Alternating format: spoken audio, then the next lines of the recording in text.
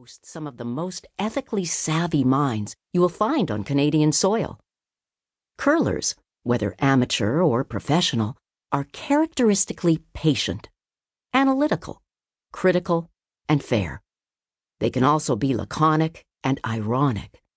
But once they hit the curling club for a post-game drink, all bets are off. The curling club is where the shenanigans begin and the game never ends. Like a pub and a hockey locker room rolled into one, the curling club is where you go to relish your glory or to drown your sorrows.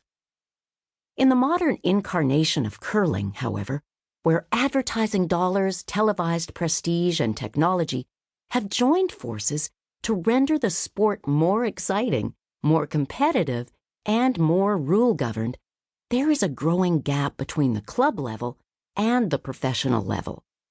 As a result, not only is the quality of play higher than it has ever been, but the sport is now spreading into non-traditional curling markets.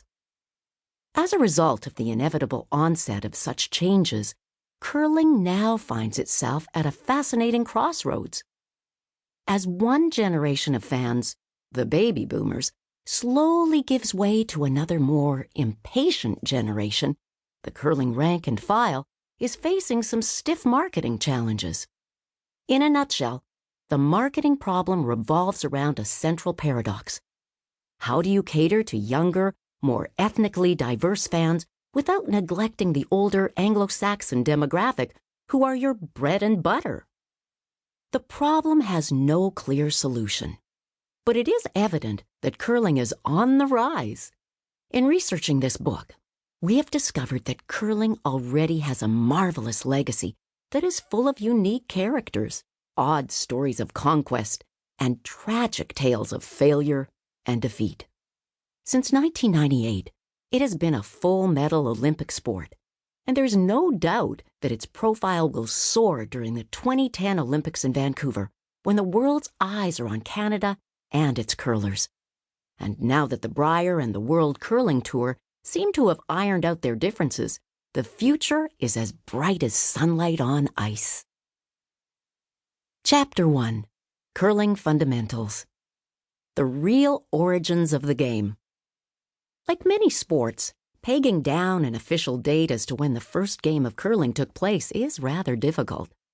It's not as if one day a Scotsman woke up and said, "Hey, I got a bonny idea. Let's go outside on the frozen loch and throw a bunch of rocks into a circle." A more plausible idea is that curling evolved from a collection of other pastimes into a game we all know and love to this day.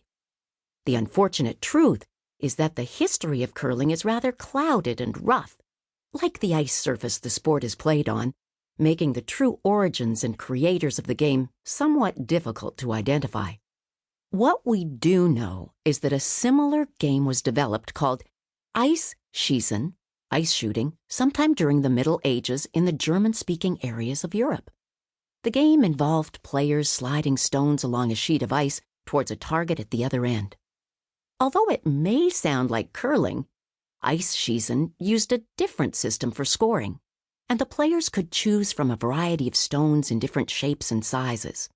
The game remained a purely folk pastime until the 20th century, when the first championships were organized in Austria. See Chapter 2 to read about a famous ice schießen player. The sport received international exposure in 1936 when it was added as a demonstration sport for the Winter Olympics in Germany. Another sport similar to curling was played for centuries on the other side of the world, on the ice of the cold Mongolian plateau, called Mosenschäge Karvak. The game consisted of players tossing stones or small ice blocks as targets placed on a sheet of ice. Although there are similar sports around the world that share their roots with curling, the modern game differs greatly from all of the above. So where did curling get its first start?